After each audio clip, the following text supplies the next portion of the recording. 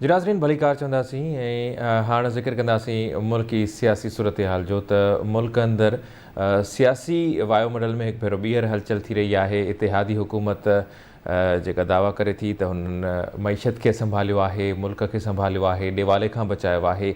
नाणे वारी वज़ारत जेका आहे उहा मिफ्ता इस्माइल खां वठी ऐं इसाक डार खे बि सौंपी वई आहे। पेट्रोलियम शयुनि में अघनि में लाथ ज़रूरु आई आहे।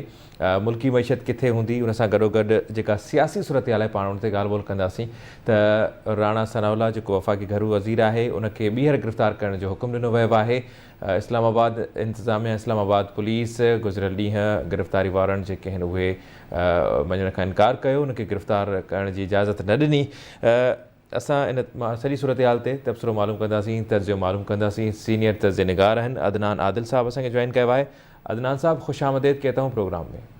जी बहुत शुक्रिया। बहुत शुक्रिया। अदनान साहब कैसे देखते हैं, एक तो पूरे मुल्क के अवाम जो हैं वो जो तंग मुआशी हालात हैं उनकी वजह से परेशान, और दूसरी जानिब जो है सैलाब और बरसात और बारिशों का जो सिलसिला रहा जुलाई और अगस्त में, उसने भी एक तबाही मचाई पूरे मुल्क में। अभी तक जो 24 अजला हैं सिंध के, वो पानी जो है वो ड्रेन आउट नहीं हो सका, लोग परेशान हैं। दूसरी जानब ये भी देखें कि मुल्क की सियासी सूरत हाल को कैसे देखते हैं। गुज़िश्ता रोज़ मियां नवाज शरीफ साहब ने भी लंदन में प्रेस कॉन्फ्रेंस की और वो कह रहे हैं कि हमारे साथ नाइंसाफ़ी ही हो रही है। तो आप कैसे देखते हैं, नवाज शरीफ साहब कब आ रहे हैं, आपको क्या लगता है कि क्या वाकई कोई डील है, कैसे देखते हैं सूरत हाल को? देखें, जहाँ तक सैलाब की बात है इसमें तो कोई शक नहीं है कि ऐसा कभी भी पहले नहीं हुआ कि इतनी बारिशें सिंध में हो जाएं और पूरा सिंध जो है एक झील में तब्दील हो जाए, और जनूबी पंजाब के अजला और बहुत से अजला बलूचिस्तान के और कुछ जो हैं खैबर पख्तूनख्वा के। तो एक बिल्कुल ही नई बात हुई है और बहुत ही बड़ी आफत आई है। लेकिन ये कि आप देखें कि हमारे जो सिंध के लीडर हैं वो तो कभी 2 हफ्ते अमेरिका में रहे, फिर जर्मनी चले गए, बाहर घूमते फिर रहे हैं, आते हैं एक बयान देते हैं फिर चले जाते हैं, तो कुछ सीरियसनेस तो नज़र नहीं आती। और जो बाहर से इमदाद तो बहुत आ रही है। अब एशियन डेवलपमेंट बैंक, एशियाई तरक्याती बैंक ने कहा है वो $2.5 अरब देंगे सॉफ्ट लोनों का, जाहिर है, और वो सैलाब ज़दगान के लिए होगा। और इस तरह बहुत से यूरोप के मुल्क, अमेरिका, बहुत अरब मुल्क इमदाद भेज रहे हैं। सही। मसला ये है कि पाकिस्तान का सिस्टम इतना करप्ट है, यहाँ पे सियासतदान और सरकारी अफसर इतने करप्ट हैं कि जो पैसा आता है वो मुतासरा आवाम तक तो नहीं पहुँचता, आधे से ज़्यादा पैसा तो रास्ते में ये लोग खा पी जाते हैं। तो ये बहुत बड़ा मसला है। अगर ये ईमानदारी से जो इमदाद आ रही है और जो आलमी बरादरी हमारी मदद कर रही है वो आवाम तक पहुँच जाए तो बहुत सी मुश्किलात आवाम की कम हो सकती हैं। सही, बिल्कुल सही। जी अदनान साहब। इसी तरह आपने महंगाई का जिक्र किया, तो महंगाई आज भी स्टेट बैंक ने कहा है 20% रहेगी, और 23% का तो अभी फिगर आ रहा है, लेकिन वो 20% के आसपास कह रहे हैं। 15% तो उन्होंने इंटरेस्ट रेट ही रखा हुआ है। असल में महंगाई जो हफ्तावार आती है उसकी शरह जो है वो 40% तक चली गई है। आप देखिए कि आटा 55 रुपए था, मैंने चक्की का आटा 110 रुपए किलो खरीदा है लाहौर में, और जो थैले का आटा है वो 90 रुपए 100 रुपए किलो बिक रहा है। सही। तो जो हुकूमत बताती है महंगाई, उससे ज्यादा महंगाई है। बाज़ सब्जियां ऐसी हैं जो फलों से ज्यादा महंगी हो गई। कोई सब्जी 150, 200, 250 रुपए से कम नहीं मिल रही है। तो आवाम की तकलीफ का तो इन्हें एहसास नहीं है। 6 महीने हो गए इन्हें हुकूमत में आए हुए, ये महंगाई मार्च करके आए थे, और ज्यादा महंगाई कर दी बजाय कम करने के। अब इनके पास कुछ भी नहीं है आवाम को दिखाने के लिए कि इन्होंने आवाम के लिए क्या किया है, सिवाय इसके कि ये दूसरों पे इल्ज़ाम तराशी करते रहते हैं।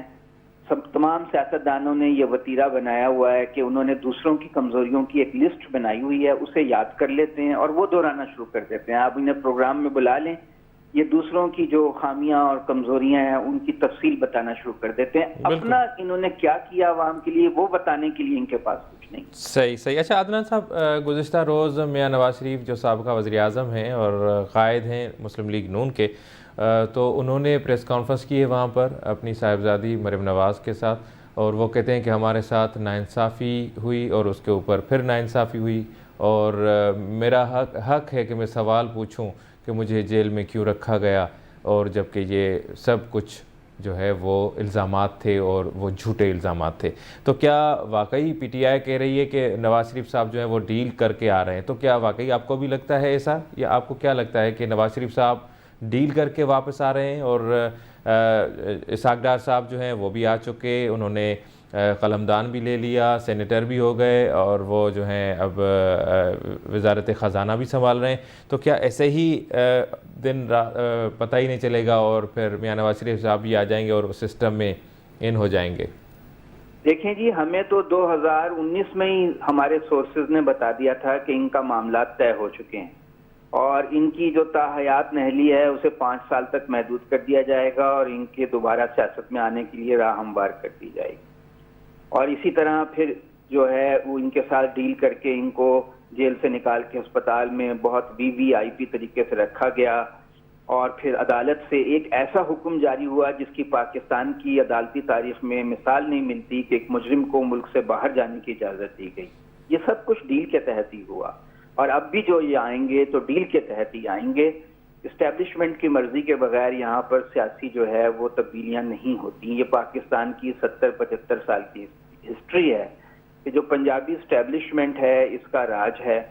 یہ جسے چاہتی ہے حکومت میں لے آتی ہے، جسے چاہتی ہے حکومت سے نکال دیتی ہے، کسی کو غداری کبھی غدار بنا دیتی ہے، کبھی محب وطن بنا دیتی ہے. اب یہ جو پنجابی اسٹیبلشمنٹ ہے اس کا غلبہ ہے فوج میں اور بیوروکریسی میں. ان کو یہ گوارا نہیں ہے کہ لاہور سے تعلق رکھنے والے ایک لیڈر کو جو ہے اتنا عرصہ باہر رکھا جائے، اس لیے انہوں نے ان کو فوری طور پر ریلیف مہیا کیا جتنا وہ کر سکتے تھے. اور اب چونکہ نواز شریف نے کوئی پریس کانفرنس نہیں کی، بلکہ ان کے جو بہت ہی پسندیدہ ترین صحافی تھے 3-4 ان کو بلا کر انہوں نے ریکارڈنگ کرائی، اس کی ایڈیٹنگ کرائی، اور پھر اس کو چلایا گیا. حالات یہ ہیں کہ ان کی جو مقبولیت ہے وہ بہت کم ہو گئی ہے. ابھی جو سروے آئے ہیں اس میں 51% نے عمران خان کو ووٹ دیا ہے اور 21% نے نواز شریف کو. اب یہ ان کے پاس ایک ہی طریقہ رہ گیا ہے کہ یہ مظلومیت کارڈ کھیلیں کہ میں بڑا مظلوم ہوں، میرے ساتھ بڑا ظلم ہوا، لیکن یہ نہیں بتاتے کہ یہ جو اربوں خربوں کی جائیداد ان کے پاس آئی ہے یہ کہاں سے آئی ہے. زمین نے سونا اگلا یا آسمان سے نازل ہوئی، یہ کبھی نہیں بتائیں گے آپ کو. صرف یہ اپنی جھوٹی سچی کہانیاں مظلومیت کی. یہ تو ایئر کنڈیشن تھا، ان کو گھر سے کھانا جاتا تھا جیل میں. ایسی سہولیات تو 5 اسٹار ہوٹل میں نہیں ہوتی جو نواز شریف کو جیل میں ملی ہوئی تھی. تو مظلومیت کا تو یہ صرف ایک ڈرامہ ہے لوگوں کو بے وقوف بنانے کے لیے.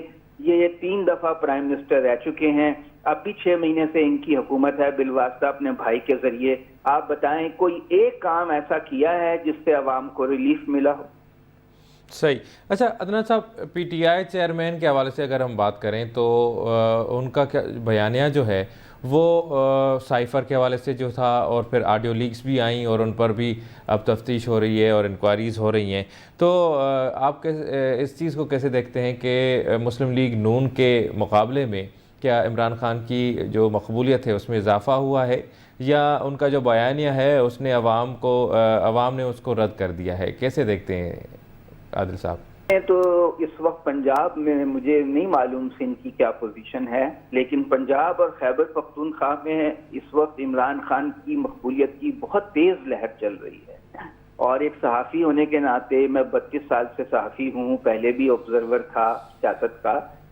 جب ایک دفعہ مقبولیت کی لہر چل رہی ہو کسی سیاستدان کی تو آپ کوئی بھی سکینڈل اس کا لے آئیں، اس کا اس پہ اثر نہیں ہوتا. ابھی یہ آڈیو لیکس لائے ہیں، ابھی یہ ویڈیو لانے کی تیاری کر رہے ہیں، ان کے بارے میں کچھ ویڈیوز لانا چاہتے ہیں، کچھ ایسی اخلاقی طور پر.